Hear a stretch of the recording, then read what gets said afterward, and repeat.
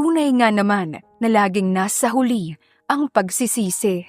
Kaya dapat habang nariyan pa ang mahal mo sa buhay, dapat mo silang pahalagahan. Ate Kat, yan ang nangyari sa akin, sa amin. Mahal na mahal ako ng asawa ko.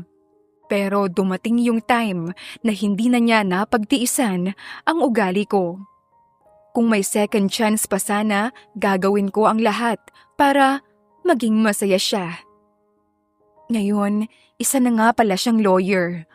Unti-unti na rin niyang natutupad ang mga pangarap namin na ngayon, pangarap na lamang niya. Ako nga pala si James at ito ang kwento ng buhay ko.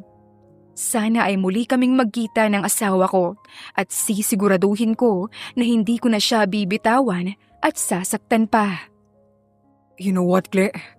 Bakit kaya hindi na lang tayo sa unit mag-uusap tungkol rito? Para alam mo na, para sana magkamustahan rin. It's been 6 years. Stop, Mr. Tan. Wala akong panahon para pumunta sa unit mo, para pag-usapan ng kahapon. Saka pwede ba? For once, be professional. I'm not here to play. I'm here for work.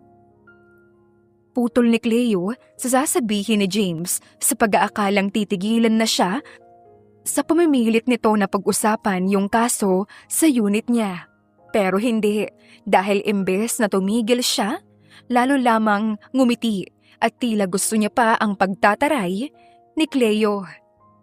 Damn, bakit nga ba ulit pumayag na maging abogado si Cleo ng lalaking ito?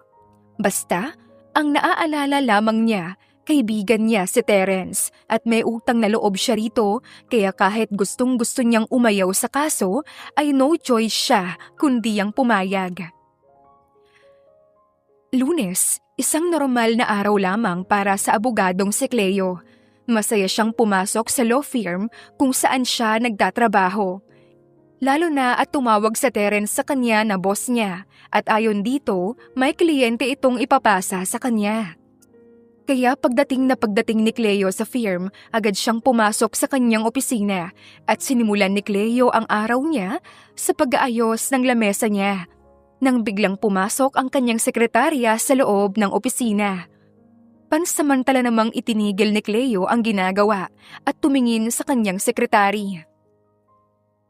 Good morning, attorney. Nandito na po yung bagong kliyente na gustong ipahawak sa inyo ni Sir Terence. Uwi ka ng kanyang assistant. Ngumiti naman si Cleo, sekretary. Susunod ako, May. Salamat. Sagot ni Cleo sa kanyang sekretarya. Nag-ayos muna ng kanyang sarili si Cleo bago tuluyang lumabas ng kanyang opisina. Naglagay lamang siya ng kaunting pulbos at lip tint para naman presentable siya sa harap ng kanilang bagong kliyente. Ayaw niyang mapahiya kay Terence na siyang may-ari ng law firm. Porke magkaibigan sila ng may-ari ay hindi niya na kailangang gawin ang kanyang trabaho bilang abogado ng law firm na ito. Sa kabilang banda, seryoso naman ang mukha ni James habang papasok sa law firm ng kanyang kaibigang si Terence. Pagpasok pa lamang niya sa loob, nakuha na niya agad ang atensyon ng mga tao sa loob. Sino ba naman kasing hindi makakakilala sa kanya? Isa lang naman siyang sikat na negosyante sa buong Pilipinas. Kaya nandito siya para kasuhan ang isang engineer na nang-scam sa kanya doon sa pinapatayo niyang condo building sa Binondo. Sir, nandito na po si Attorney Enriquez. Siya po ang nire-recommend ni Sir Terence sa inyo. Nakangiting wika ng isang empleyado ng law firm. Kaya agad namang tumayo ng tuwid si James habang hinihintay lumabas ang abogado. Pero biglang huminto ang oras ng negosyanteng si James nang dumating na ang abogado sa kanyang harapan. Hindi ito plinano ni James. Wala siyang kaalam-alam na ang taong makakaharap niya ngayon ay ang babaeng nang iwan sa kanya. 6 na taon na ang nakararaan. Ang kanyang ex-wife, si Cleo. James? Ikaw? Gulat na usal ni Cleo pagkakita niya sa kliyenteng sinasabi ni May. Cleo, Gulat ring wika ni James. Hindi makapaniwala si Cleo na muli niyang makikita ang lalaking nasa harapan niya ngayon. 6 na taon na ang nakararaan simula nang iwan ito ni Cleo. Pero ni minsan hindi sumagi sa isip niya na muli silang magkikita. At sa ganito pa talagang paraan sa pagiging kliyente niya. Pinaglalaruan ba siya ng tadhana? Iyon ay sa isip-isip ni Cleo. Samantala gulat man napangiti pa rin si James habang nakatitig sa dating asawang si Cleo. Halata sa mga mata nito na gulat na makita siya. Sabagay, ilang taon na rin naman ang lumipas simula nang iwan siya ni Cleo dahil rin sa kabobohan niya. Bigla na lamang naalala ni James ang araw na iniwan siya ng asawang si Cleo. Ito ang nangyari sa kanilang nakaraan. Sir James! Sir James! Si Ma'am Cleo po umalis! Dala-dala po ang lahat ng gamit niya! Napatigil naman sa kanyang pag-inom ng alak si James dahil sa narinig na sabi ng kanilang katulong. Kaya dali-dali niyang binitawan ang basong hawak sabay takbo ni James sa kanilang kwartong mag-asawa. Pagbukas niya pa lamang ng pinto nila ay mga kalat na damit ng asawa ang bumungad sa kanya hanggang may nakita siyang isang papel. Kinuha niya ito. At nang may makita siyang nakasulat rito, dali-dali niya itong binasa. Dear James, ayoko na James. Tigilan na natin to. Alam kong gusto mo rin to. Na umalis ako para wala ka ng responsibilidad, di ba? Huwag ka nang mag-alala sa mga magulang ko. Ako na ang bahala sa kanila. Kaya sana, ayusin mo na yung sarili mo. Hindi pa katapusan ng mundo ang nangyayari sa'yo. Gusto kitang tulungan. Pero hindi ko alam kung paano gagawin yon dahil sa pinapakita mo. Nakakapagod na, James. Ayoko na. Hindi ko na kaya. Ingat ka. Hanggang sa muli, Cleo. Bumuntong hininga si James at dahan-dahan namang ginusot ang papel na hawak pagkatapos niyang basahin ang sulat ng asawang si Cleo. Damn! Wala na nga ang negosyo ko. Pati siya wala na rin. Damn it! Inis niyang saad sa sarili. Sa pagbabalik sa kasalukuyan, at dahil sa hindi inaasahang pagtatagpong muli ng landas nina James at Cleo, kumunot ang noo ng abogado. Habang nakatitig sa mukha ng dating asawa na ngayon tulalang nakatitig sa kanya. Akmang puputulin na sana niya ang pag-iisip nang biglang isang boses ng lalaki ang gumawa nun mula sa likod ni James. Sabay na lumingon si James at Cleo sa pinanggalingan ng boses. Nakita na pala kayo. Terence. Terence. Mahinang tawag ni Cleo sa boss sa maliit na boses. Taka namang tumitig si Terence sa kanyang abogado at kay James. Huwag niyong sabihing magkakilala na kayo. Tanong ni Terence sa dalawa. Yes. No. Sabay na sagot nina James at Cleo na mas ikinakunot ng noo ni Terence. No and yes. Ano ang totoo? Tanong muli ni Terence. Ngumiti naman si Cleo dahil sa tanong nito. What I mean is yes. Nagkakilala na kami ngayon. Kadarating lang naman dito ni Mr. Tan. Kaya nagkakilala na kami ngayon. Right, Mr. Tan? Seryoso naman siyang tiningnan ni James bago dumako ang tingin nito kay Terence na kanina pa naghihintay ng sagot sa kanya. Yes, bud. Walang emosyong sagot naman ni James. Napangiti naman si Terence dahil sa sagot ni James at Cleo. Then good. Alam kong magiging maganda ang partnership ninyong dalawa. Right? Tumango naman si Cleo dahil sa sinabi ni Terence. Samantalang ngumiti lang ng mapang-asar si James habang seryosong nakatingin sa kanya. Yes, bud. Alam kong magiging isa itong magandang partnership with her. I'm sure of that. Tulala At hindi pa rin makapaniwala si Cleo hanggang makauwi siya sa kanilang unit. Hanggang ngayon, hindi pa rin maproseso sa isip niya na muling nakita ang dating asawa na kay tagal niya nang iniwanan. Kailanman, simula ng araw na umalis si Cleo sa poder ni James, hindi sumagi sa isip ng abogada na muling makikita ang ex niya. Oo, aaminin ni Cleo na paminsan-minsan iniisip niya kung kumusta na kaya ito. Pero hanggang doon lang yon. Total alam niya naman na nakabangon na ito lalo na at kilalang kilala si James. Isa na rin itong magaling na negosyante.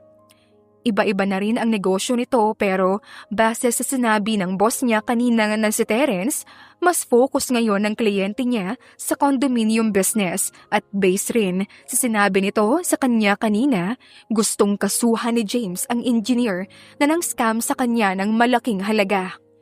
Pero hindi niya lubos maisip kung talaga bang sinadya o pinaglalaroan lamang siya ng tadhana. Dahil sa daming pwedeng maging kliyente niya ay ang ex-husband pa niyang talaga na si James, ang tatay ng anak niyang si Julia. Mama! Napangiti naman si Cleo nang marinig ang anak niyang si Julia. 5 years old na ito at masasabi niyang kamukha talaga nito si James. Kaya't natatakot siyang mag-cruise ang landas nila at baka malaman pa ni James na may anak pa sila at kunin pa ng dating asawa sa kanya, si Julia. Iniwan ni Cleo si James noon dahil sa pagod na siyang intindihin ang asawa. Oo, arranged marriage lang sila. Pero natutunan niyang mahalin si James, lalo na sa pinapakita nito noon sa kanya noong bagong kasal pa lang sila. Maalaga at sweet. Kaya hindi talaga napigilan ni Cleo ang sarili na mahulog sa dating asawa. Pero dahil sa pagbagsak ng negosyo ni James noon, biglang nagbago ang lahat. Araw-araw na itong lasing kung darating sa bahay nila. Iritable at ilang beses na rin siyang nasigawan nito. Noong una, nakakaya niya pang tiisin ang lahat dahil mahal ni Cleo ang asawa niya. Kasal sila. Pero nang magsimula na si James na mangbabae, napuno na si Cleo ang noong nag-aaral pa sa pag-aabogado. Kaya hindi niya na nakaya at kahit mahirap, iniwan niya si James. Pero hindi akalain ni Cleo na sa kanyang paglisan sa bahay ni na James ay may naiwan itong regalo sa kanya. 1 buwan matapos niyang iwan si James, nalaman niyang buntis siya. Kaya kahit 2nd year pa lamang siya sa pagiging law student, hindi ito naging hadlang kay Cleo para ipagpatuloy ang pagbubuntis. Dahil para kay Cleo, kahit anong sakit ang nadulot ng asawa niyang si James, anak pa rin nilang dalawa ang nasa kanyang sinapupunan. Kaya hindi niya ito bastang pwedeng baliwalain na lamang. Mama! Tawag uli ni Julia kay Cleo sa kanya na gumising sa pag-iisip niya. Yes, baby. Sorry, nagising ka ba ni Mama? Hindi po. Napaginipan ko lang po si Dada. Nagkita na po kayo sa dream ko, Mama eh. At masaya po tayong 3. Napakagat naman ng labi si Cleo dahil sa narinig sa anak. Hindi ito madalas magtanong at maghanap sa daddy niya. Kaya nagulat siya nang marinig ito kay Julia. Mama, nakita mo na po ba ulit si Dada? Inosenteng tanong niya kay Cleo na ikinaseryoso ng kanyang tingin. Oo, Julia. Nakita ko na siya. Nakita ko na siya ulit. Sa isip-isip niya habang nakangiting nakatingin sa anak. Hindi pa baby eh, saka may trabaho ang papa mo, nasa malayo siya. Sana po umuwi na siya para happy na po tayong 3, Mama. Pero imbes na sagutin ni Cleo ang sinabi ng anak, niyakap niya na lamang ito. Sabay ng pagbuntong hininga niya ng malalim. Kung dumating man ang araw na magtagpo ang landas niyo, naway patawarin mo si Mama. Patawarin mo si Mama kung hindi ko kaya. kung hindi ko pwedeng maibigay sa'yo ang buong pamilya? Sa isip-isip ni Cleo. Samantala, hindi naman mapakali si James sa kanyang opisina. Dito siya agad dumiretso pagkatapos niyang pumunta sa law firm kanina. Hindi pa rin talaga mawala sa isip niya ang eksena kanina, kung paano at sa anong paraan muli silang nagkita ni Cleo na kanyang dating asawa. 6 na taon, matagal na ang lumipas, ngunit parang hindi tumanda ang ex-wife niya habang nakatitig siya kanina kay Cleo. Katulad noon, maamo pa rin ang mukha ni Cleo at katulad noon, manghang-mangha pa rin si James sa mukha ng dating asawa. What's up bro? Mabuhay Pilipinas! Iyan agad ang bungad ni Terex kay James pagpasok niya ng opisina nito. Agad naman siyang binato ni James ng ballpen, sabay tingin niya ng seryoso sa kaibigan na basta-basta na lang pumasok sa kanyang opisina nang hindi kumakatok. High blood ka agad. Nandito lang ako para tsumika. Kaya chika na. Saad ni Terex. Kumunot naman ang noo ni James sa narinig. Ayos, ano ka ha? Marites? Ayos, ikaw kaya tumawag sa akin. Para ibalita na nagkita kayo ng asawa mo. I mean, ex-wife mo. Hindi naman natapos ni Terex ang sasabihin niya dahil muli siyang binato ng ballpen ni James. Nakakadalawa ka na. Saka totoo naman ex-wife mo si Cleo. Pero hindi yan ang gusto kong malaman. Tumaas naman ang kilay ni James. What? Wala naman. Gusto ko lang malaman. Anong feeling? Seeing your ex-wife after 6 years? Kilig ba? Biro man ang tono ng pagkakatanong ni Terex kay James pero hindi ito naging hadlang para titigan siya ni James ng seryoso. Bumuntong hininga muna si James bago sagutin ang kaibigan. Honestly, I don't know. Nagulat ako nung nakita ko siya. But I admit, I'm happy. Hindi ko akalain na makikita ko uli siya after a long time. Pero kanina, wearing her attorney attire, alam kong masaya ako para sa kanya. That's her dream. And finally, she reached that dream. But sad to say, dahan-dahan namang umupo si Terex sa upuan katapat ni James.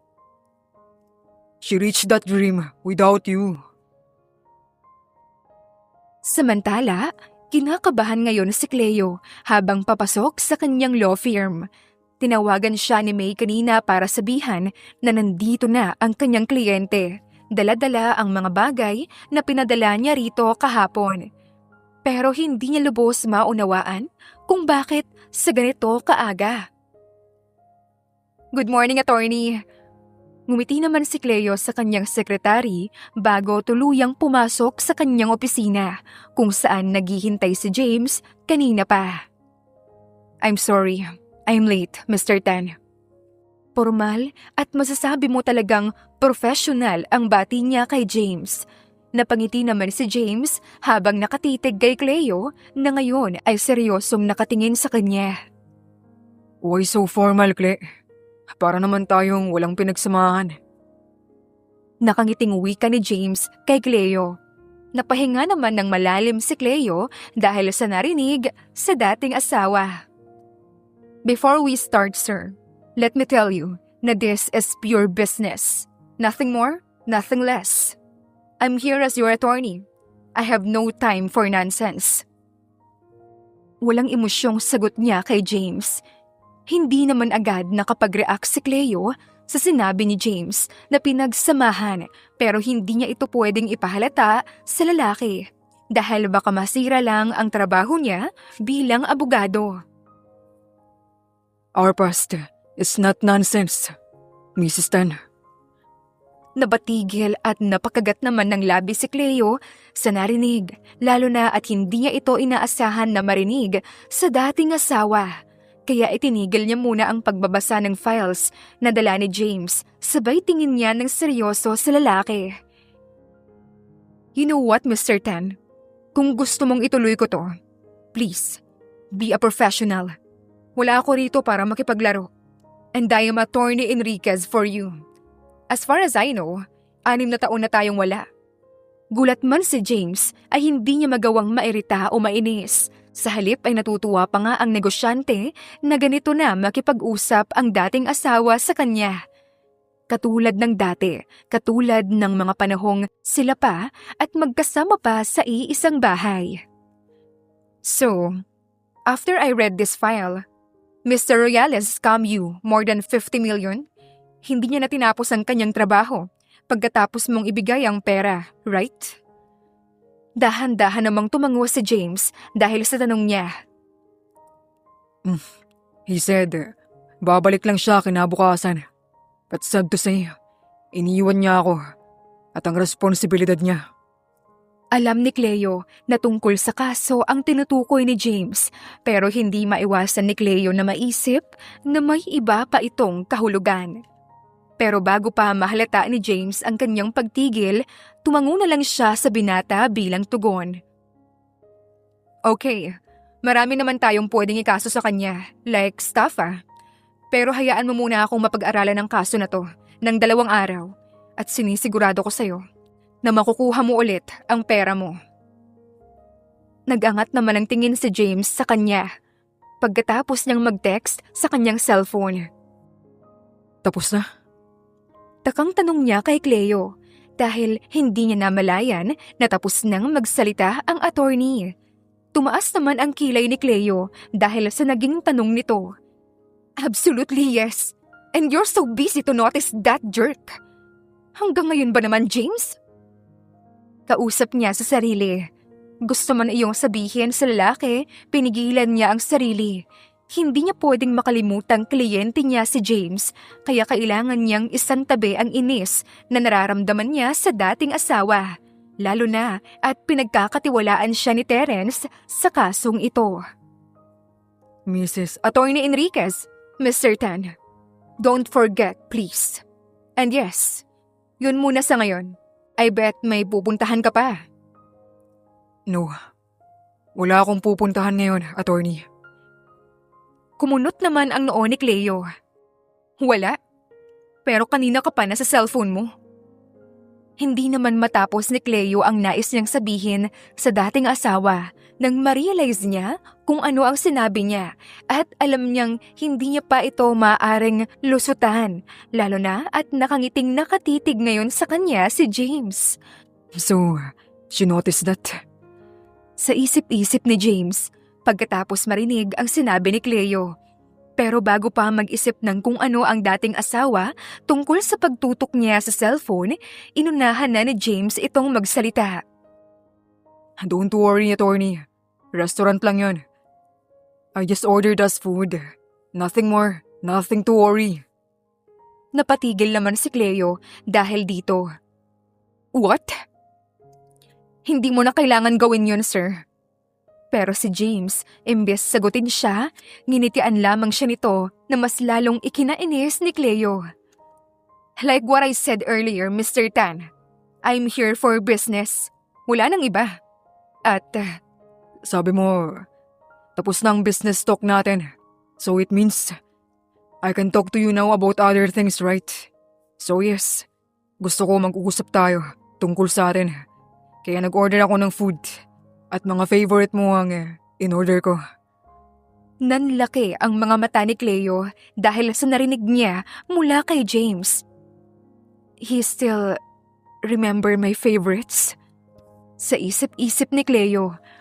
Pero sa kabila niyon, hindi pa rin mapigilan ni Cleo ang inis sa dating asawa. Kaya mula sa pagkakaupo ay tumayo siya at seryosong tumingin kay James. No, Mr. Tan. Walang tayo. Matagal na tayong tapos. So kung mag-uusap man tayong dalawa, tungkol lang dapat sa kaso. Hindi naman maiwasan ni James na malungkot. Pero alam niya na kahit na magmakaawa pa siya sa dalaga, hindi siya nito pagbibigyan na makipag-usap sa kanya tungkol sa nakaraan nilang dalawa. Yeah, I'm sorry.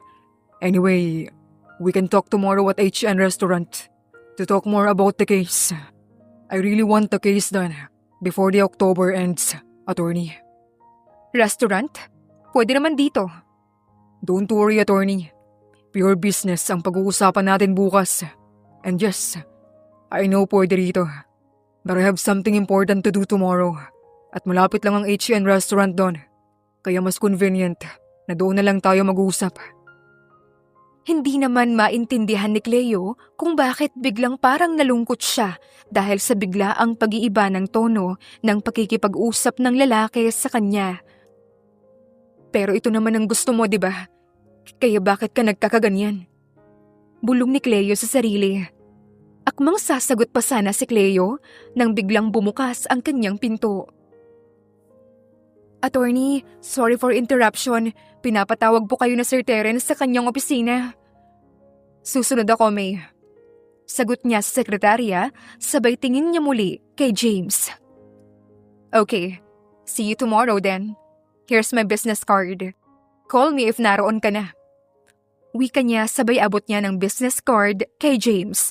Hindi naman maiwasan ni James ang mapangiti dahil sa inabot ng dating asawa. Dami Yukle. Kahit nakakatampo ka, ang cute mo pa rin. Okay, thank you for this, attorney. See you again tomorrow. Kahit anong sabihin niya, payag siyang maging professional lang silang dalawa ni Cleo, ay alam niya sa sarili na hindi niya ito kayang gawin. Sa kabilang banda, Huwag mong sabihing mahal mo pa si Cleo. hindi alam ni James kung anong isasagot sa tanong ng kaibigang si Terex. Ito ang meeting na sinabi niya kahapon kay Cleo. Tahimik. So yes. Ano nga ba ang dapat niyang isagot sa tanong ng kaibigan? Hindi rin niya alam kahit siya naguguluhan rin. Nakita niya lang muli pagkatapos ng ilang taon ang dating asawa. At oo, aaminin ni James na may kakaiba siyang naramdaman pagkatapos muling makita kahapon si Cleo. Alam ni James na hindi lang ito basta pagkabigla. Pero kahit ganun, ayaw niyang magmadali at baka muling mawala si Cleo sa kanya. Bahagyang umiling si Terex dahil sa biglang pagtahimik ng kanyang kaibigang si James. Huwag mong sagutin. Kung gusto mo rin talaga siya, edi pursue her again, bro. Ligawan mo ulit. Total, kung mahal ka pa rin niya, siguradong papayag at papayag yun. Muling natahimik si James sa sinabi ng kaibigan. Ligawan? Bibigyan pa kaya siya ni Cleo ng pagkakataon sa kabila ng mga ginawa niya noon na kabobohan? Samantala, aligaga naman si Cleo sa pag-aayos ng kanyang sarili sa parking lot ng HN restaurant. Hindi na muna siya bumaba ng kotse. Sa halip, sinigurado niya muna na hindi siya nakakahiya. Kahit sabihin na dati lang niyang asawa ang kanyang kamiting ngayon bilang abogado, kailangan pa rin niya maging presentable sa harap nito. Dahil kahit baligtarin man niya ang mundo, kliyente pa rin niya si James. I'm sorry I'm late. Iyan agad ang bungad niya kay Cleo pagkapasok niya sa restaurant. Tipid namang napangiti sa kanya si Cleo bilang tugon. It's okay, Mr. Tan. I understand. And besides, you already told me yesterday that you have your own meeting. Formal niyang sagot. Umupo naman si James sa upuan na nasa harapan ni Cleo. Hindi niya kayang maging formal sa harap nito, kaya't nakangiti siyang nakatitig sa dating asawa. Tinawagan ko lang chef dito bago ako pumunta rito. I already told them about your favorites. Hintayin na lang natin. Hindi naman maintindihan ni Cleo ang sinabi nito, kaya agarang tumaas ang kanyang kilay habang nakatitig sa lalaki. Hindi na kailangan yan, Mr. Tan. Sinabi ko na sa'yo kahapon, di ba? I'm just here as your attorney for business. Alam ko, at nandito rin naman ako for that. You're my business, Miss Enriquez. You're my attorney. And isa pa, wala naman sigurong masama na kumain tayong dalawa habang nag-uusap, di ba? Wala naman tayong pag-uusapan maliban sa kaso. Unless, you want us to talk about us, right? Napatigil naman at natulala si Cleo dahil rito. At kahit gusto man niyang magtaray, alam niyang hindi pwede. Maraming tao ang nakatingin sa kanila sa restaurant at nakakahiya naman kung magkakaroon ng eskandalo na involve ang isang abogado na katulad niya. Titiisin niya muna ang dating asawa, saka 2 weeks lang naman, alam niyang matatapos niya na ang kasong ito. At pagkatapos nito, hindi niya na muli pang makikita si James. Hindi rin nagtagal dumating na ang pagkain ng dalawa na pinahanda ni James sa chef na kakilala niya. Kahit ayaw ni Cleo, isinantabi niya muna ang kanyang laptop at nagsimulang kumain kasama ni James. Samantala, wala namang mapaglagyan ng saya si James ngayon habang nakatitig sa dating asawa na tahimik na kumakain. Kaya sinamantala niya ito upang magsalita at putulin ang katahimikan nilang dalawa ni Cleo. Hindi ka pa rin talaga nagbabago. Ang kaunti mo pa rin kumain. Nakangiti niyang usal. Ano naman? Saka ngayon lang to. Nagbago na ako. Really ha? Sa anong paraan ka naman nagbago? Ano naman sa'yo? Nagkibit balikat naman si James bago sagutin ang tanong ni Cleo. Wala lang. Naisip ko lang. Paano kaya kung tayo pa? Siguro may anak na tayo. Agad namang tinakpan ni Cleo ang dalawang tenga dahil sa tanong nito, sabay titig niya ng seryoso sa binata. You know what, Mr. Tan? Wala akong oras makinig sa kung anong gusto mong sabihin. At katulad nga ng sinabi ko kahapon, tapos na tayo. No need to talk about our past. And kung tayo pa nga hanggang ngayon, malamang patay na ako kung hindi ako umalis sa poder mo. Malamang, hindi ako ngayon abogado. Natahimik rito si James. Nalungkot man pero hindi siya titigil na mapaamong muli ang dating asawa. Yan ang nasa isip ni James buong gabi hanggang sa makauwi siya sa dati nilang bahay ni Cleo. Natapos ang meeting nila na alam niyang iritang-irita sa kanya ang dalaga. Kahit professional ito na ipagpatuloy ang meeting nila kanina. Maramdam ni James na naiinis sa kanya si Cleo. Kaya bukas ay babawi siya rito. Hindi pa man alam ni James kung ano ang nararamdaman niya para sa babae. Sa mga oras na ito, isang bagay lang ang sigurado niya. Gusto niyang mapatawad siya ni Cleo. Gusto niyang maging maayos silang muling dalawa. Dahil baka sa oras na iyon, alam na ni James ang gusto niyang gawin sa relasyon niya kay Cleo. Samantala sa kabilang dako, hanggang makauwi sa kanyang tahanan, inis na inis pa rin si Cleo. Sa dati niyang asawa na naging kliyente niya na ngayon, hindi siya makapaniwala na kaya siyang harapin ni James na parang wala silang pangit na pinagsamahan noon at mas lalong hindi niya matanggap ang biglang paglipad ng kung ano sa loob niya matapos siyang tanungin ng dating asawa kung paano kaya sila at sila pa rin ngayon. Siguro nagkaroon na sila ng anak. Anak na totoong meron naman talaga silang dalawa. Anak na itinago at itinatago pa rin niya kay James hanggang ngayon. Kinabukasan, maagang pumunta si James sa firm kung saan nagtatrabaho si Cleo. Wala silang usapan na magkikita silang dalawa. Pero dahil kagabi pa gumugulo sa isipan ni James ang dating asawa, hindi na siya makapaghintay pang muli itong makita ngayon. Bahala na siyang magdahilan sa abogado mamaya kung bakit siya nagpakita. Ang importante ay muli niyang makita si Cleo sa araw na ito. Sa kabilang banda, magaan naman ang naging gising ni Cleo dahil maliban sa Sabado ngayon, ay isa pa niyang dahilan hindi niya makikita si James sa araw na ito. Kaya pwedeng-pwede niyang dalhin si Julia sa firm, lalo na at wala si Nanay Imelda ngayong araw na parating niyang pinag-iiwanan sa kanyang anak tuwing wala siya sa bahay. Mommy, ito po ba ang office niyo? Oo naman, baby. Play ka lang dyan, ha? May tatapusin muna si Mommy sa table niya. Sige po, Mami. Agad namang sumunod ang bata sa sinabi nito. Naglaro nga ito kaya't nakapagtrabaho ng maayos si Cleo. Samantala, dadaan pa sana si James sa sekretary ni Cleo na si May para tanungin kung nasa office ba si Cleo. Pero laking gulat niya nang wala ito sa kanyang lamesa.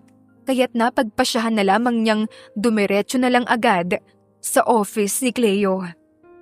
Akmang bubuksan na sana niya ang pinto ng opisina nito nang biglang may dumaang dalawang employee ng firm sa harap niya.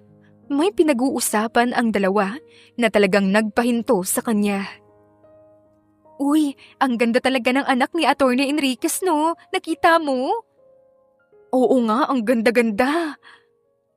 Napatigil si James. Gusto niya sanang kumpirmahin ang narinig sa dalawa. Pero mabilis na silang nawala sa kanyang mga mata. Kaya dahan-dahan siyang humakbang pabalik sa pinto ng opisina ni Cleo. Naging gulong-gulo ang isip niya sa narinig na may anak na si Cleo. May anak na siya. Ibig sabihin, may asawa na siya. Bulong ni James sa sarili. Sir, hinahanap niyo po si attorney?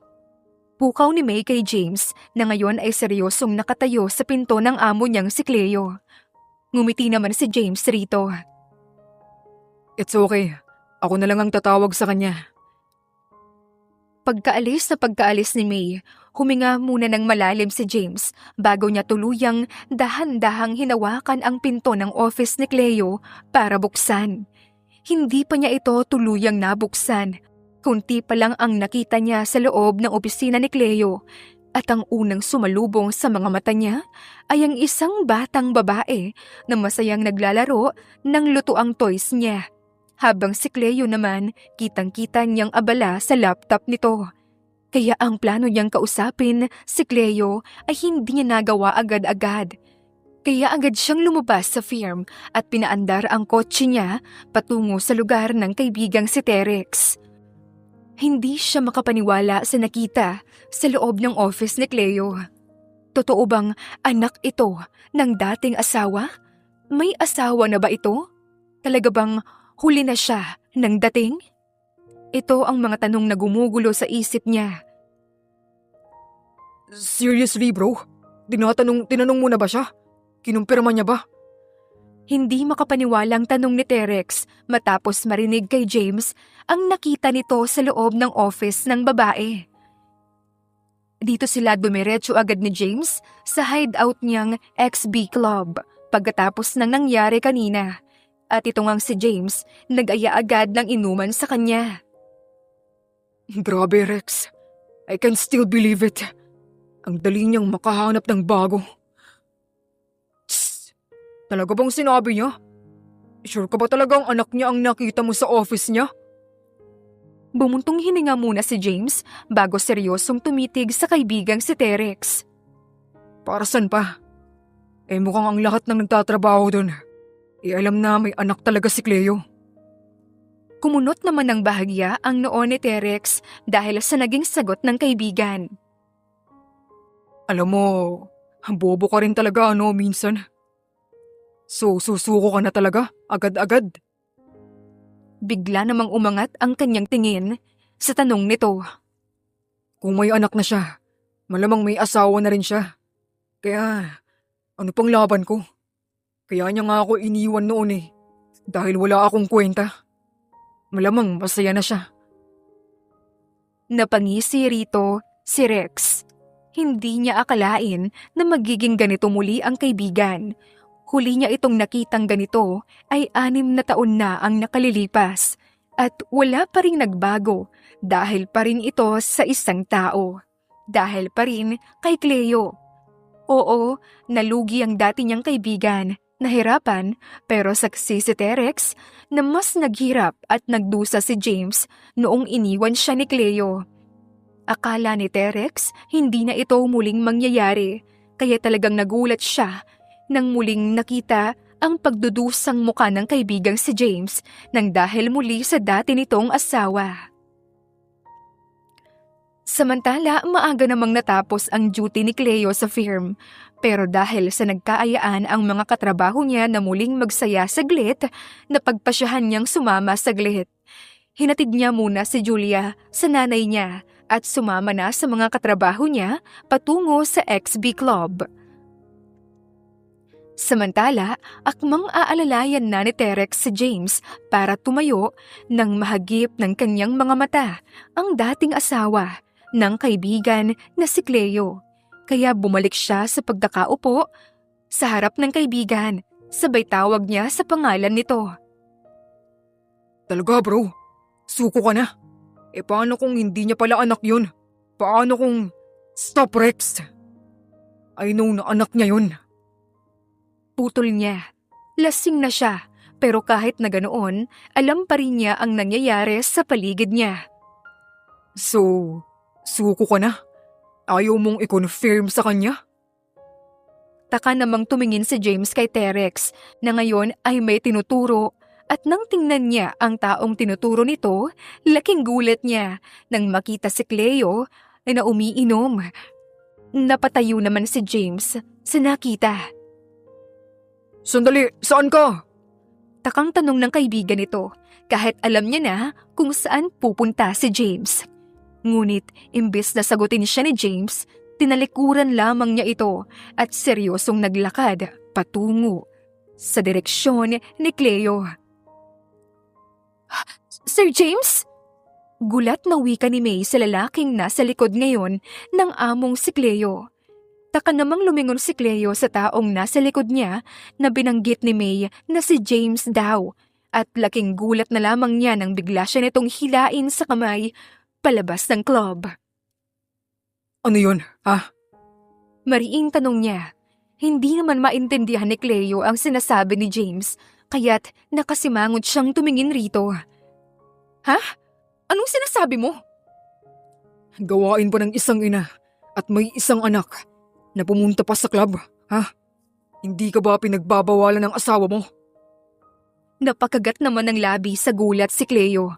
Parang biglang bumigat ang puso niya. Paano niya nalaman? Hindi ka makasagot. So tama ako.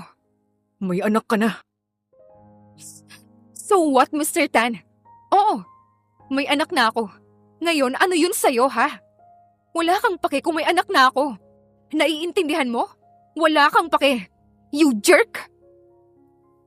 Kahit may hangover at masakit ang ulo ni James, kinabukasan pagising niya, malinaw pa rin sa kanyang alaala ang sagot ni Cleo kagabi.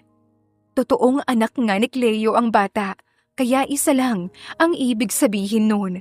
Wala na siyang pag-asa. At kailangan niya ng sumuko sa babae. Baka nga talagang hindi sila ang itinadhanang dalawa at wala na siyang magagawa pa para baguhin ito. Sir James, kanina pa po may tumatawag sa landline. Naka-off daw po kasi yung phone nyo.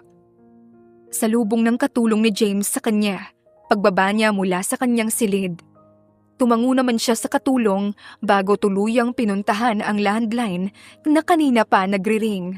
Agad niya itong kinuha para sagutin. Yes. I'm sorry, bud. Naistorbo ba kita? Nagising? Magkakasunod namang sagot ng lalaki mula sa kabilang linya, si Terence. Agad namang nakilala ni James ang boses nito. Terence, napatawag ka. May problema? It's not that big, you know. I just want to ask your help. Kung pwede ka. And don't worry, walang kinalaman dito ang mga kaso. Napatigil naman si James sa narinig. Hindi niya alam kung papayag siyang makipagkita rito, lalo na at alam niyang posible silang magkita ni Cleo kung sa firm lang sila magkikita ni Terence. Pero ayaw naman niyang basta nalang tanggihan ang kaibigan. Ngayong minsan lamang itong humingi sa kanya ng tulong. Kaya kahit na hindi pa niya handang harapin ang dating asawa, pumayag siyang makipagkita kay Terence. O sige, pwede ako. Saan ba? Napangiti si Terence, sagot niya. Sa gagawin niya, alam niyang si James lang ang makakatulong sa kanya. kaya't laking pasalamat talaga ni Terence na pumayag si James.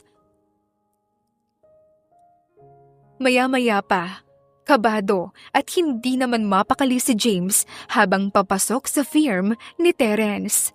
Oo, ilang beses na siyang nakapasok rito, pero iba ngayon dahil hindi na si Cleo ang pupuntahan niya.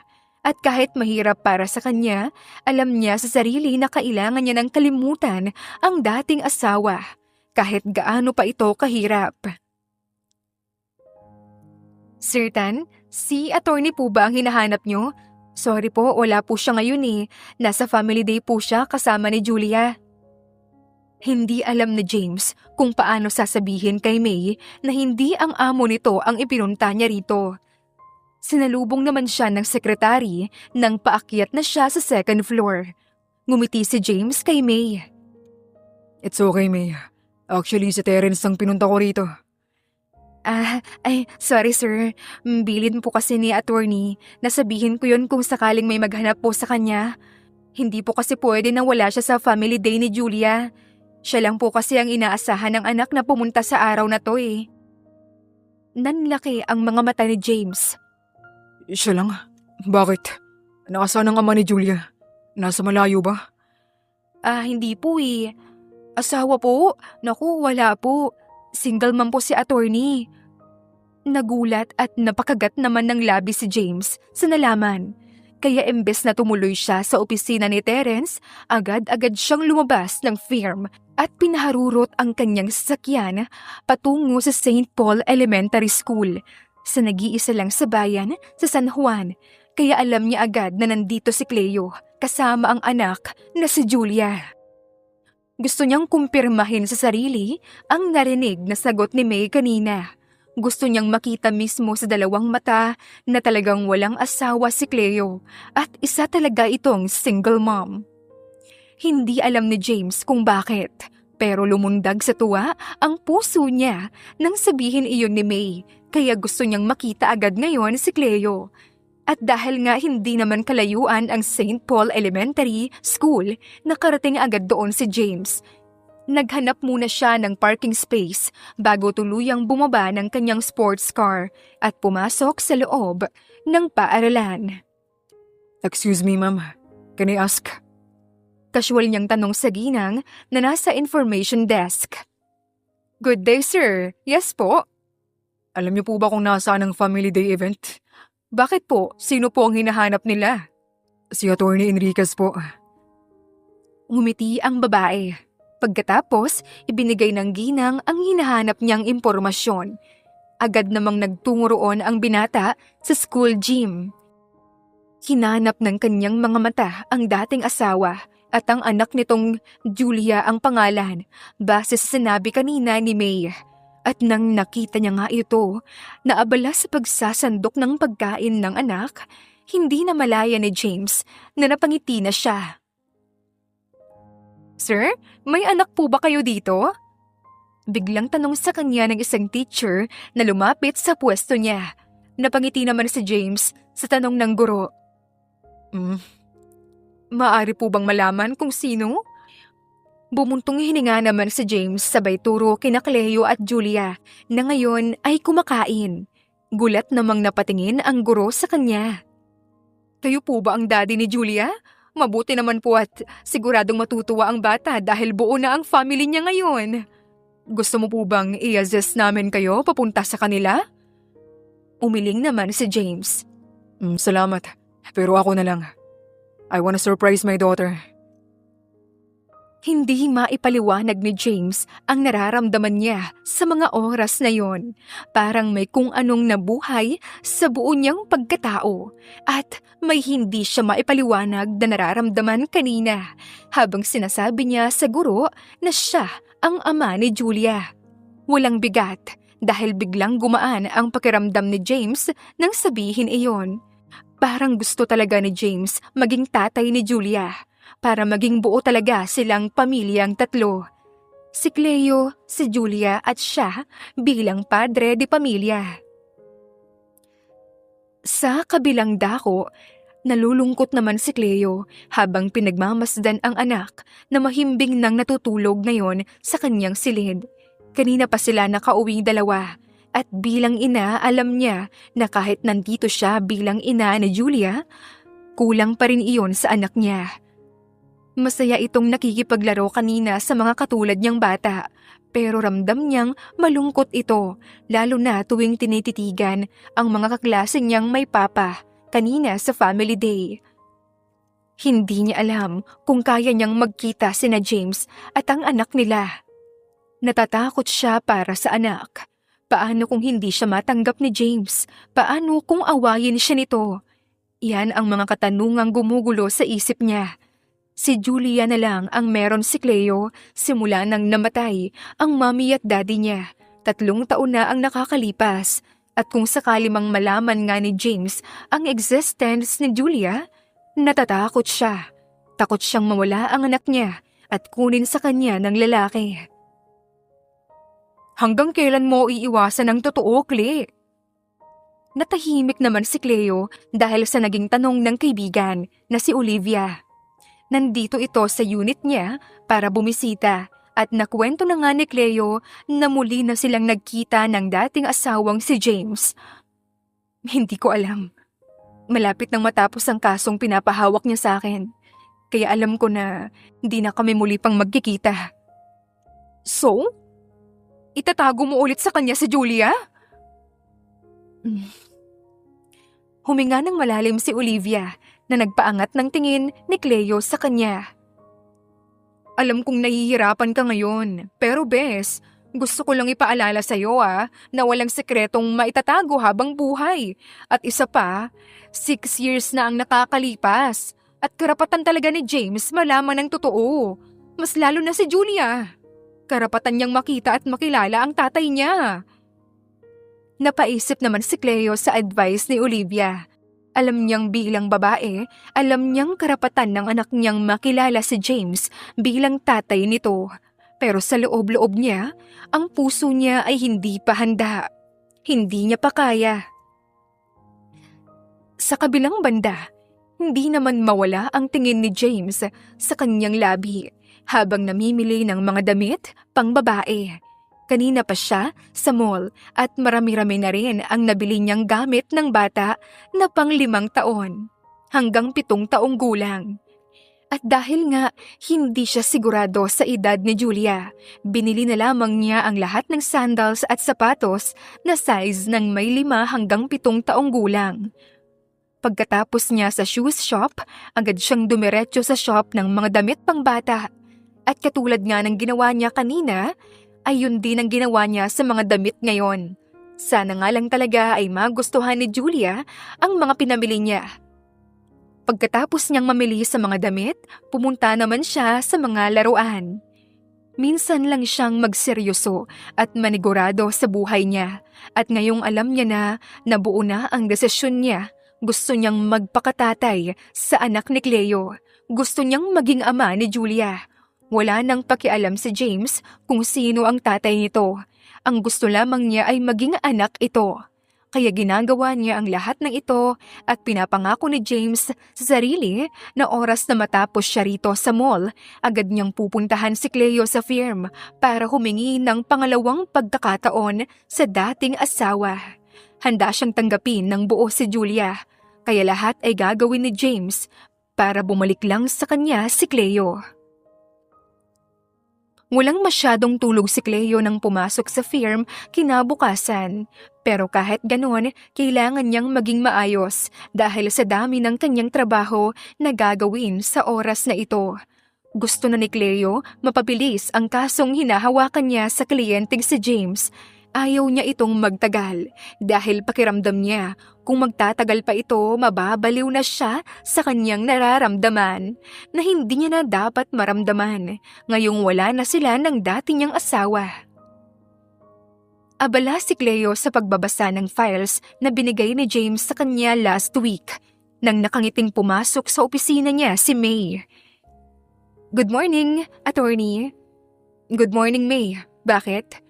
Attorney, gusto ko lang pong sabihin na kahapon po galing rito si Mr. Tan.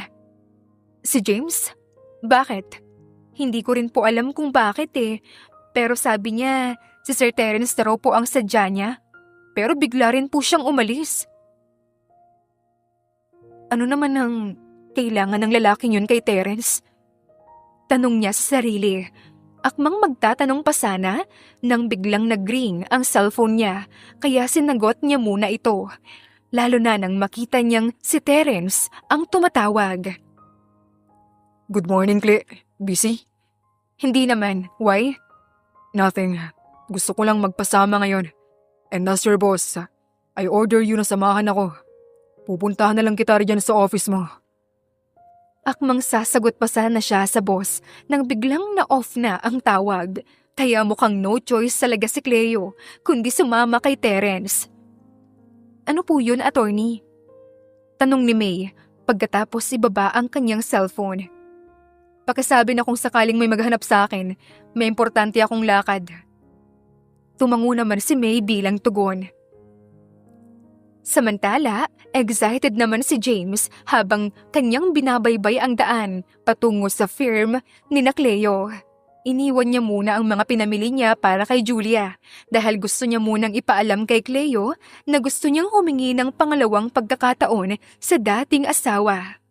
Pero ang excitement ni James biglang naglaho nang malamang wala si Cleo dito ngayon sa firm at ayon pa sa sekretarya nito, kasama ng dating asawa niya si Terence na nagpatigil sa kanya. Don't tell me. Nililigawan siya ni Terence. No way. Di pwede. Bulong niya sa sarili. Sa akin lang si Cleo. Sa akin lang ang asawa ko. Sa isip-isip niya habang nakatingin sa pintuan ng office ni Cleo. I'll be back, wife. Babalikan kita. Mariin niyang usal bago tuluyan ang umalis sa opisina ng abogado. Kahit pagod at maraming tinapos sa kanyang office si James, hindi na siya makapaghintay pa na mag-alas 8 ng gabi para makaalis at mapuntahan niya na agad si Cleo. Tanghalian kanina nang nakatanggap siya ng text galing kay Cleo na kailangan nilang magkita ngayon tungkol sa kaso. Kaya excited na siyang matapos ngayon sa trabaho niya sa kanilang kumpanya. Alam ni James na para sa dating asawa na si Cleo, business at tungkol lamang sa kaso ang sasabihin nito sa kanya. Pero hindi papayag si James dahil ngayong gabi muli niya nang hihilingin rito ang kamay ni Cleo. Wala siyang pakialam kung may anak na ito. Ang mahalaga kay James, single mom si Cleo at handa siyang maging tatay ni Julia. Sana nga lang talaga ay muli siyang hayaan ni Cleo na muling pumasok sa buhay niya sa ikalawang pagkakataon. Sa firm, katulad ni James, naghahanda na rin si Cleo pumunta sa restaurant kung saan sila magkikita muli ni James. Pagsapit ng alas 8 ng gabi, nagmamadali ang negosyanteng si James na lumabas ng kanyang opisina. Dumaan muna siya sa flower shop para bumili ng isang bouquet ng red roses na paborito ni Cleo bago tuluyang pumunta sa lugar kung saan naghihintay ngayon si Cleo. Sa kabilang dako, hindi naman alam ni Cleo kung paano magre-react ngayon. Gulat siyang napatitig kay James at sa dala nitong bulaklak na kanyang paborito. I'm sorry. Kanina ka pa? Malambing niyang tanong. Umiling-iling naman si Cleo. Don't worry. Ngayon lang din ako. Mas nauna ka lang ng kaunti. I'm sorry ulit. Anyway, para sa'yo nga pala. Napakagat ng labis si Cleo at kumunot ang kanyang noo. Pagkatapos iabot ng dating asawang si James ang bouquet na dala nito. Kaya imbes tanggapin ang dala, ay seryoso siyang tumingin lang sa lalaki. Mr. Tan, again and again, uulitin ko. Nandito lang ako para sa business, wala nang iba. At kung hindi mo yan maintindihan, sa ibang araw na lang tayo mag-usap. Medyo pagalit na saad niya kay James, sabay tayo niya mula sa upuan. Akmang tatalikuran na ni Cleo si James para tuluyan ang lumabas ng restaurant nang agad-agad siyang hinawakan ni James sa kamay para pigilan. Mag-usap tayo. Halos nagmamakaawang boses niya. Tumaas naman ang kilay ni Cleo dahil hindi siya makapaniwala sa tono ng pananalita ngayon ng lalaki. Kung tungkol lang naman sa mga walang kwentang bagay ang pag-uusapan natin, aalis na ako. Wala akong oras para dyan. Alam kong malapit nang matapos ang kaso. At kung para sa'yo walang kwentang sasabihin ko, pues para sa akin may kwenta ito, Cle. Please, give me a second chance. Come back to my life, wife. Parang nabingi naman si Cleo sa narinig mula kay James, kaya imbes na pumayag siya sa gusto ng dating asawa, bigla niya itong sinampal na ikinatingin ng mga tao sa restaurant sa kanilang dalawa. You jerk! Anong karapatan mong humingi ng second chance sa akin? Matapos ang mga walang kwentang ginawa mo noon? I'm your wife. Pero anong ginawa mo? Ginawa mo akong bobo, James. Hindi niya maiwasang sumigaw kay James. Dahan-dahan namang lumapit si James kay Cleo. Akmang hahawakan ng binata ang mga kamay niya nang nilayo ito sa kanya. I'm sorry. Alam kong binaliwala kita noon. Pagkatapos malugi ang bar ko. Pero lahat ng yun pinagsisihan ko na. I'm sorry kung nasaktan kita. Pero sana Cleo, pagbigyan mo ulit ako. Kasi ikaw pa rin talaga. Ikaw noon. Ikaw pa rin hanggang ngayon. I'm sorry, James. But no, ayoko na. No, Cleo. Hindi ako titigil. Hanggat hindi mo ulit ako pinapapasok dyan sa buhay mo. Alam kong mahal mo pa rin ako. Galit ka lang, Cleo. Oo, galit ako. Pero huli na, James. Ayoko na ulit maging asawa mo. Tapos na tayo noon pa. Ayoko na. Ayoko na sa'yo, James. Wika niya, saka umalis na palabas ng restaurant. Naiwan namang tulala si James sa loob ng restaurant habang pinagmamasdan ang dating asawa na naglalakad palayo sa kanya. Hindi ako titigil, Cleo. Hindi ako titigil. Bulong ni James sa sarili. Sigurado na siyang gagawin ang lahat para bumalik ang dating asawa sa kanya at lahat ay gagawin niya para bumalik ito sa kanya. Kinabukasan, katulad nga ng pangako ni James sa kanyang sarili, kahit rejected na siya kahapon ni Cleo, hindi siya susuko. Oo, malapit nang matapos ang kaso na ngayon ay nag-uugnay sa kanila ng dating asawa. Pero ipinapangako ni James sa kanyang sarili na hindi pa ito ang huling araw na makikita si Cleo. Dahil kahit ilang beses pang i-reject ni Cleo muli si James, hinding-hindi susuko ang negosyante sa dating asawa. Bro, sigurado ka ba talaga rito? Nag-aalalang tanong ni Terex kay James. Pinuntahan siya ni James para sabihin na balak niyang makipagbalikan sa dating asawa at bilang kaibigan siya ni James, nag-aalala si Terex para dito, lalo na at sinabi ni James na maaaring may gusto nga si Terence kay Cleo. Dahan-dahang tumango si James kay Terex. Oo, Rex. Babawiin ko siya. I will not give up on her. Hindi ako pwedeng sumuko sa kanya. Lalo na ngayon na posibleng maagaw siya sa akin. Natahimik lamang si Terex. Samantala, wala mang tulog dahil sa nangyari sa kanila ni James kagabi, pinilit pa rin ni Cleo makapasok sa firm. Hindi siya maaaring magpaapekto sa dating asawa. Alam niya sa sarili na naka-move on na siya. Sa labas naman ng kanyang opisina, pilit pa ring pinapaalis ni May si James, lalo na at kabibilin lang ng amo nito na huwag papapasukin ang lalaki. I need to see her, May. Kahit saglit lang. Kung ako lang sir, walang problema. Pero mukhang high blood ngayon si attorney. Ayoko namang mawalan ng trabaho dahil sinaway ko ang utos niya.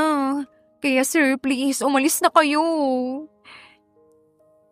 Akmang hihilain niya na ito pababa ng hagdan nang biglang may batang babae na nagmamadaling tumakbo sa gawin nila na siyang dahilan kung bakit nabangga ang bata sa katawan ni James. Nagulat naman si James dahil biglang napaupo ang bata. Pero mas laking gulat niya nang makita ang mukha nito. Julia, Daddy? Inosenteng tawag niya kay James na ikinagulat niya. Magsasalita pa sana si James sa bata nang biglang tumayo si Julia at niyakap siya na nagpatigil kay James. Gulong-gulo man dahil sa tawag sa kanya ng bata ay niyakap niya ito pabalik. Agad namang hinawakan ng bata ang kamay nang tinawag niyang daddy, papasok sa opisina ni Cleo. At kahit kinakabahan, sumunod pa rin si May kay Julia at James sa loob ng office ni Cleo. May, di ba... Julia? James? Naputol ang dapat niyang sasabihin nang biglang nakita ang kanyang 5 taong gulang na anak na hawak-hawak ang kamay ni James.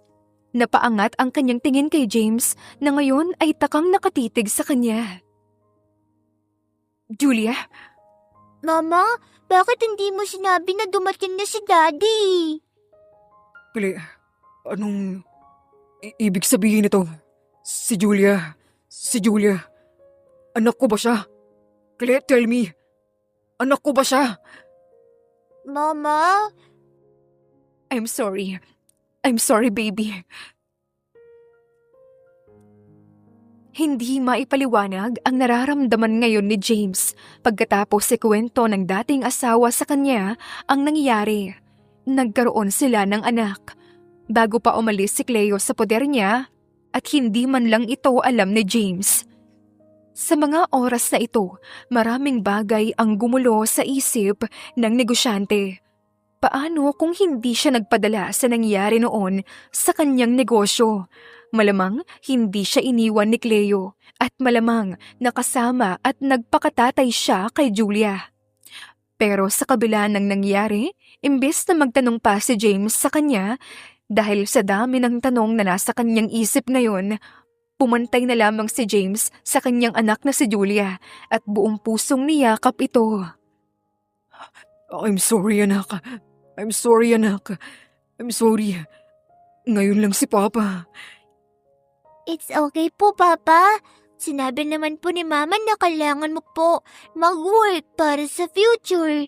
Naiintindihan ko po na importante po yung work. At ang importante po ay nandito na po kayo ngayon. Nag-angat naman ang tingin si James kay Cleo na ngayon ay umiiyak pa rin na nakatingin sa kanilang dalawa ni Julia. Thank you, Cleo. Kung dati natatakot si Cleo na dumating ang araw na ito, ang araw na magkikita sila Julia at James, ngayon na nakita na ng sarili niyang mata ang saya sa mukha ng anak na si Julia, hindi niya maiwasang matuwa. Alam ni Cleo sa sarili niya ngayon na buo na ang pagkatao ng anak na si Julia dahil nagkita na sila ng tatay nito. Papa, Mama, tara kain tayo.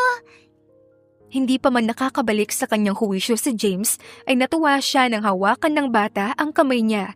Sabay ang paghawak nito kay Cleo sa kabilang kamay nito. Hindi naman agad nakapag-react si Cleo sa ginawa ng anak na paghawak sa kanya at kay James. Pero imbes na tanggihan ni Cleo ang anak, sa pag-aniyaya nito ay dahan-dahan siyang tumango na nagpangiti sa mag-ama. Saan mo ba gusto? Sa Jollibee po. Akmang sasagot na sana si Cleo nang bigla siyang unahan ni James sa pagsasalita. Let's go, baby. Then after natin kumain, punta tayo ng mall, gusto mo? Agad na tumango ang bata. Ayos lang ba, Cle? Nahihiya naman niyang tanong sa babae. Nahihiya man sa nangyari ngayon si Cleo, alam niyang hindi na siya pwede pang tumanggi sa dating asawang si James. Lalo na ngayon, ayaw niyang makitang maging malungkot si Julia. Kaya nakangiti na lang siyang tumango sa lalaki. Yay! Happy family! Masayang saad ng bata habang hawak-hawak pa rin ang kamay ng kanyang mga magulang na nagpatingin kay James at Cleo sa kanya. Dumating na silang tatlo sa Jollibee pagkatapos ng ilang minutong biyahe at kung iisipin, mukha nga talaga silang isang buong pamilya na pumasok sa loob. Naghanap muna ng upuan si James para doon paupuin ang mag-ina niya. At nang may makita siyang magandang pwesto, iniwan niya muna ang mag-ina para siya na ang kumuha ng order nilang tatlo. At habang nasa linya patungo ng counter si James, isang bagay lang ang kanyang sinisigurado ngayon. Hindi na siya makakapayag na hindi bumalik ang dating asawa sa kanya. Hindi siya papayag na tuluyan na mawala sa kanya muli si Cleo, lalo na ngayon na may anak pa silang dalawa. Sigurado na siya na lahat ay gagawin niya para kay Cleo. Bumalik lamang ito sa piling niya at mabuhay silang dalawa kasama si Julia. Daddy, sa bahay ka na po namin matutulog. Napatigil sa kanilang pagkain ang mga magulang niya sa tanong niya, kaya't napatingin si James kay Cleo dahil sa tanong ng anak. Hindi naman alam ni Cleo ang isasagot. Hindi niya alam kung papayag ba siya o hindi sa gusto nito. Pero nang napatingin si Cleo kay James, na ngayon ay nakatingin rin sa kanya, parang may kung anong kumakarera sa puso niya dahil biglang bumilis ang tibok ng kanyang puso. Mommy? Anak. Okay lang. Walang problema sa akin kung gusto rin ng papa mo. Papa? Kung saan ka masaya, baby. Saka, may gusto rin akong sabihin sa mama mo. Sagot niya kay Julia na mas lalong nagpakaba sa puso ni Cleo. At katulad nga ng sinabi nilang dalawa kanina kay Julia, dinala nga nila ito sa mall. At dahil sa sobrang kasiyahang nararamdaman ngayon ni James, ay halos ubusin niya na ang laman ng isang toy shop para sa mga batang babae. Pakiramdam niya kailangan niyang bumawi sa anak na ilang taon niya ring hindi nakita at nakasama. Napasimangot naman si Cleo habang pinapanood si James na kumukuha ng kahit anong klaseng pambabaeng laruan sa shop. At nang akmang kukuha pa si James ng isang dollhouse, hinawakan na siya ni Cleo sa kanang kamay para pigilan. Tama na yan, ang dami na niyan. Gusto ko lang bumawi sa anak natin. Kalmadong sagot niya, sabay tingin kay Julia na ngayon ay nakangiting nakatingin rin sa kanya. At dahil sa gulat nang marinig ang salitang anak natin kay James, hindi na lamang siya kumontra sa dating asawa. Kaya pagkatapos ng kanilang pamimili sa mall, agad na silang dumiretso sa unit ni Cleo. Hindi naman mawala-wala ang ngiti sa labi ni James hanggang sa makarating sa unit ni Cleo. Nakatulog si Julia sa sasakyan sa biyahe kaya binuhat siya ni James hanggang sa kwarto ng bata. Mag-usap tayo. Seryosong sabi niya kay James pagkatapos nitong ihiga si Julia. Tumango at sumunod naman agad si James sa babae. Anong pag-uusapan natin? Takang tanong niya nang huminto sila sa sala. Seryoso namang tumitig sa kanya si Cleo. Let's just be a co-parent for Julia. Walang pag-aalinlangan niyang saad. Co-parents? Kung paano natin hahatiin ang linggo sa ating dalawa na kasama siya. Nanlaki ang mga mata ni James, pero muli siyang umiling bilang hindi pagsang-ayon. Hindi ako papayag dyan, Cleo. Anong gusto mo? Kunin ang anak ko? Aba? Hindi natuloy ni Cleo ang dapat niyang sabihin dahil humakbang si James palapit sa kanya. Seryoso itong nakatitig sa mga mata ni Cleo na naging dahilan kung bakit muling nakaramdam si Cleo ng pagkarera sa puso niya. What are you doing, Mr. Tan? Nagawa pa niyang itanong yon kahit labis ang kabang nararamdaman niya sa paglapit ng lalaki. Alam mo kung ano ang gusto ko, Cle. At hindi ako papayag na mag-co-parenting lang tayo kay Julia. Hindi lang si Julia ang kukunin ko. Dahil pati ang nanay niya. Isasama ko sa bahay. What do you mean? Muli namang ngumiti si James dahil sa nakikitang reaksyon ng babae. You know what I mean, Cleo. I know na tinanggihan mo na ako kahapon. Pero uulitin ko, Cleo. I will not give up. Ipaglalaban kita. Ipaglalaban ko kayo ni Julia. I want us again, baby. Again. Panibagong araw at kahit magulo pa rin ang isip, maagang umalis si Cleo sa bahay nila ni Julia. Dahil tumawag sa kanya si Terence at sinabi sa kanya na mag-usap daw sila dahil may sasabihin ito sa kanya. Pero bago niya iwan si Julia kay James, nag-iwan muna siya ng mensahe para sa dating asawa kung ano ang dapat gawin nito para sa anak ngayong araw. Saka chance na rin ito ni James na mas mapalapit pa sa anak. Hanggang ngayon gumugulo pa rin sa isip ni Cleo ang sinabi sa kanya ni James na hindi ito titigil hanggat hindi siya binibigyan ng ikalawang pagkakataon. Pero handa ba si Cleo na bumalik sa piling ni James? Handa ba siyang muling buksan ang puso niya para sa lalaking minsan niya nang minahal? Iyan ang mga tanong na gumugulo sa isip niya. Mga tanong na alam niyang siya lamang ang makakasagot. Naguguluhan pa rin si Cleo sa mga nangyayari at kahit abogado siya bilang ina at bilang babae, hindi pa rin siya sigurado sa tunay niyang nararamdaman para kay James. Samantala, sa unit naman ni Cleo kung saan natulog si James kasama ni Julia, nagising ito sa alarm clock at dahil nga sa guest room natulog, pinuntahan niya ang kwarto ng bata para tingnan kung tulog pa ba ang kanyang mag-ina. Pero laking gulat na lamang niya nang si Julia na lang ang naabutan niyang natutulog sa loob. Pumunta si James sa kusina at doon niya nakita ang note na iniwan sa kanya ni Cleo. Nakalagay sa note ang mga dapat niyang gawin sa araw na ito kasama ang anak na si Julia at nakalagay rin sa note kung sino ang kasama ni Cleo. Si Terence. Naiinis at naiirita si James sa posibilidad na posibleng may gusto nga si Terence kay Cleo. Pero hindi niya yon pinahalata sa bata. Ipinagluto pa rin niya ang anak at hinatid sa school kung saan nag-aaral bago tinawagan ang lalaking kanina pa niya minumura sa kanyang isipan. Magkaibigan sina Terence at James pero ibang usapan na kapag may gusto na ang kaibigan kay Cleo. Dahil kahit wala na sila, hindi siya papayag na may umagaw sa kanya kay Cleo, lalo na at may anak na sila ngayon. Bro, busy ka? Yan agad ang tanong niya kay Terence nang sinagot nito ang kanyang tawag. May kamit lang, bud. Why? May ikukonsulta lang. Can we meet today? Sure. May papakilala din ako sa'yo. At doon na nga tuluyang kumunot ang noo ni James. Huwag mong sabihing si Cleo ang ipapakilala niya kay James. Iyon ang nasa isip-isip ng binata bago tuluyang baybayin ang daan na patungo sa lugar na sinabi sa kanya ng lalaki.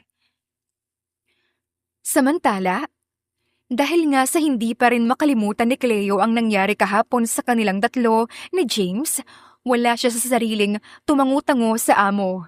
Nandito sila ngayon sa restaurant dahil tinawagan siya ni Terence kanina na may importante itong sasabihin sa kanya. At dahil sa pag-aakalang tungkol sa trabaho ang sasabihin, pumayag siya. Really, Cle? Pumapayag kang ligawan kita? Masayang tanong niya.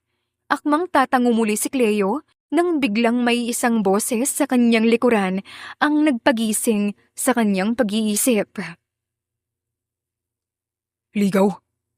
Walang emosyong tanong ni James sa dalawang taong nag-uusap. Tila nagulat naman si Cleo sa biglang pagsulpot niya habang nakangiti naman si Terence na nakatingin kay James.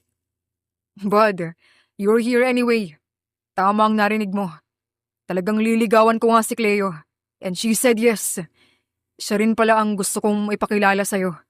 Pero don't get me wrong Alam kong magkakilala na kayo dahil sa kaso na pinapaasikaso mo sa kanya. Pero this time, I want you to know na siya na ang babaeng nagugustuhan ko. Tumaas naman ang kilay ni James. Saka tumingin kay Cleo na nakatingin din sa kanya. Akmang magsasalita pa sana si Terence nang biglang nag-ring ang phone ni James. Kaya walang choice ang lalaki kundi iwan muna sina Terence at Cleo para sagutin ang tawag. Hello? Yes, papunta na. Seryosong sagot niya sabay off ng cellphone. Muli siyang lumingon kay Terence na ngayon ay nakatingin na kay Cleo habang tulala ito. Bud, I'm sorry. Gusto ko sanang daluhan kayo. Pero sa site kasi, may emergency. Walang emosyon niyang paalam, sabay lakad na palayo sa dalawa. Ni hindi niya na hinintay si Terence na muling magsalita dahil umalis na siya agad. Pumayag si Cleo. Ibig sabihin nun, wala na kaming pag-asa. Damn it! Bulong niya sa sarili habang nagmamaneho siya palayo sa restaurant. Samantala, pasado 8:00 naman nang nakauwi na sa kanyang unit si Cleo at mukhang nandito ulit si James dahil sa sasakyan na nasa parking area kanina. Nagsimula muli ang kabang naramdaman niya sa katawan habang iniisip na magkikita sila ngayon ni James sa loob ng unit niya. Hindi maganda ang pagkikita nila kanina. Pero katunayan, hindi niya talaga maalala na talagang sinabi niya kay Terence na pumapayag na siyang magpaligaw rito. Importante sa kanya si Terence, pero alam ni Cleo sa sarili niya na hanggang magkaibigan lamang silang dalawa ni Terence, kaya gulong-gulo na ngayon si Cleo. Pumayag kang ligawan ka ni Terence. Napatigil sa kanyang pag-akyat, papunta sa kwarto ng anak si Cleo nang marinig ang seryosong boses ni James sa likod. Kaya kahit kinakabahan ay dahan-dahan siyang lumingon sa dating asawa. Nandito ka pa? Pag-iiba niya ng usapan. Umigting naman ang panga ni James na humarap kay Cleo. I want us to talk. Gusto ko sanang sabihin na huwag kang pumayag sa gusto ni Terence. Kasi nandito na ulit ako. But no, narealize ko na may sarili kang desisyon at ayaw kitang pigilan sa kung ano ang gusto mo. Pero, tumigil muna siya saglit sa sasabihin kay Cleo para huminga ng malalim. Saka siya dahan-dahang humakbang palapit sa dalaga na siyang nagpabilis ng tibok ng puso ng abogado na ngayon tulala lamang na nakatingin kay James. gusto ko lang sabihin sa'yo na hindi ako titigil, Cleo. Hindi ako susuko. Lalaban ako. Kahit kaibigan ko pa siya. Hindi kita isusuko, Cleo. I love you, Cle. Noon, ngayon, bukas. Alam kong ikaw lang. Wala nang iba. Marahil tama nga talaga ang kasabihan na hindi lahat ng bagay mas magandang ilaban. Dahil minsan sa buhay, may mga bagay na mas maging maganda at maayos kung hahayaan na lamang. At iyan ang natutunan ng negosyanteng si James. Napagtanto niya na may mga punto sa buhay ng tao na dapat minsan hayaan na lang kasi kung pipilitin, magkakasakitan lang. 3 linggo. 3 linggo na ang nakakaraan simula nang muling ligawan ni James si Cleo. At sa 3 linggo na yon, masasabi ng negosyante na siguro nga panahon na para tigilan na niya ang dating asawa at mag-focus na lamang bilang ama ni Julia. So, tanggap mo na? Yan ang tanong ni Terex sa kaibigang si James. Nandito na naman kasi si James sa bar ni Terex para maglasing. Dahil wala na naman si Cleo ngayon dahil kasama ito ni Terence sa Tagaytay. Kahit nahihilo, seryoso pa ring tumitig si James sa kaibigan. Anong magagawa ko? Kung mahal niya na nga si Terence, wala akong karapatan na pigilan siya sa gusto niya.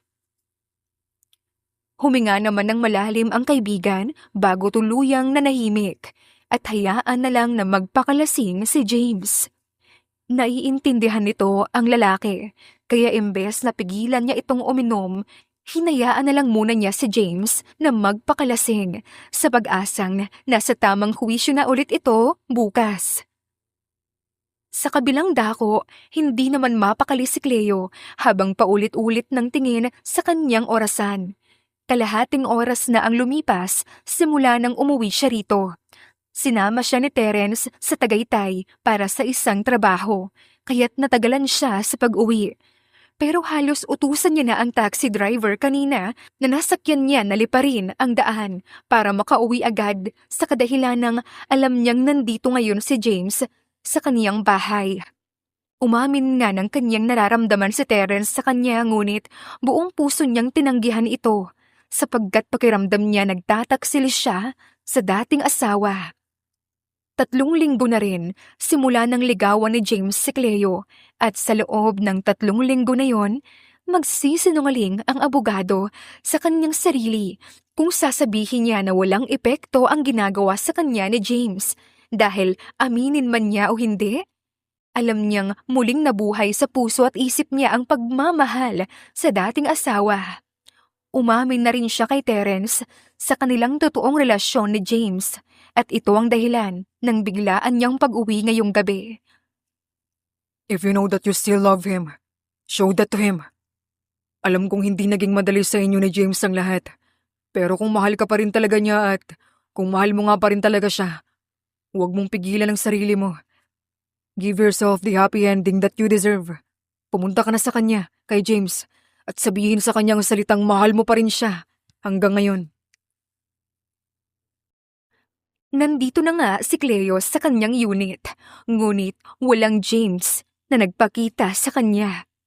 Akmang papasok na siya sa kwarto ni Julia nang biglang bumukas ang pinto ng bahay ni Cleo, kung saan pumasok ang iika-ika at lasing na si James. James? Nag-aalalang sambit niya sa pangalan ng lalaki para alalayan itong tumayo. Samantala kahit nahihilo, bigla namang umayos ang pakiramdam ng lalaki nang makitang nasa harapan niya si Cleo na may nag-aalalang muka. Tapos na ba ang date mo? Hindi, Then bakit nandito ka? Di ba gusto mo na siya? gusto man niyang sabihin ang totoo niyang nararamdaman at gusto man niyang umamin, ngunit lasing ito. Alam niyang makakalimutan din ni James ang lahat bukas dahil sa sobrang kalasingan. Kaya imbes na sagutin ang tanong nito, hinawakan na lamang ni Cleo ang kamay ni James para sana alalayan papasok ng guest room. Pero bigla na lang siyang itinaboy ng lalaki at mag-isang naglakad papunta sa kwarto. Napabuntong hininga naman si Cleo habang nakatanaw sa dating asawa na naglalakad palayo sa kanya. Bukas, aamin na ako, James. Bukas. Bulong niya sa sarili bago tuluyang pumasok sa kwarto nila ni Julia para matulog na sa tabi ng bata. Samantala, kinabukasan, maagang nagising si James at ramdam niya ang sakit ng kanyang ulo. Pero kahit ganoon, pinilit pa rin ni James na bumangon para ipagluto si Julia dahil mamaya pang hapon uuwi rito si Cleo galing sa Tagaytay. Pero ang plano niyang pagluluto ay hindi natuloy nang laking gulat niya na nandito si Cleo sa kusina na abala na sa pagluluto. Nandito ka na? Hindi niya makapaniwalang tanong. Napatigil naman sa kanyang ginagawa si Cleo. Oh, gising ka na pala. Kain na. Nagluto ako ng sabaw para sa hangover mo. Kagabi pa ako dumating. Siguro hindi mo lang naalala dahil sa kalasingan mo.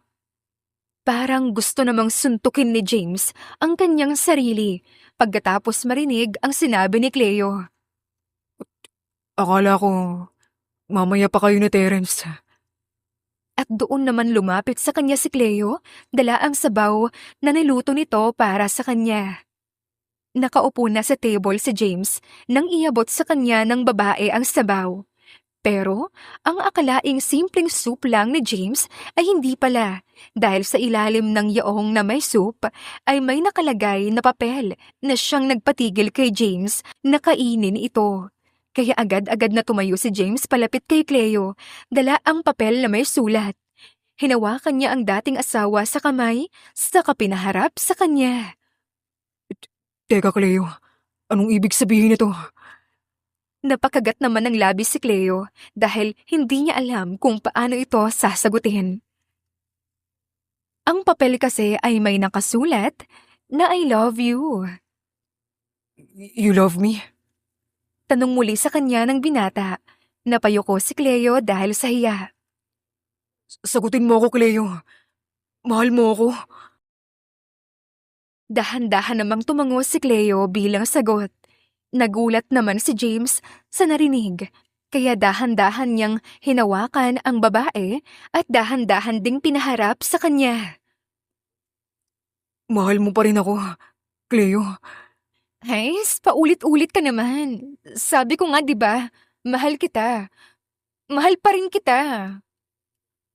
Irita niyang sagot, na nagpangiti sa lalaki. Kaya agad-agad na niyakap ni James si Cleo na nagpatigil sa abogado dahil sa bigla. Kailan pa? Akala ko si Terence na. Pasok ko na ako eh. Pasok ko na ako kasi akala ko siya na. Walang iba, okay? Ikaw lang. Hindi naman nawala eh. Ikaw lang palagi. Mas lalo naman na napangiti si James sa naging saad ni Cleo. Kaya't siya na mismo ang unang bumitaw sa pagyakap sa dating asawa at seryoso itong tumitig sa mata.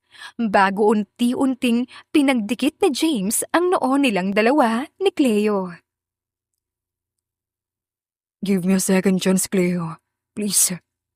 I want you back with our daughter. Ngumiti si Cleo sa pag-iusap ni James, kaya't mabilisan niya itong hinalikan sa labi na ikinatahimik ng lalaki.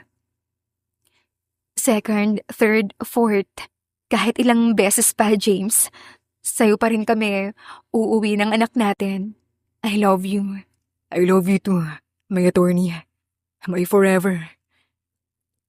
When you love someone, learn to fight for them. At matutong maghintay ng oras mo dahil balang araw, sa'yo naman papabor ang panahon. Wakas!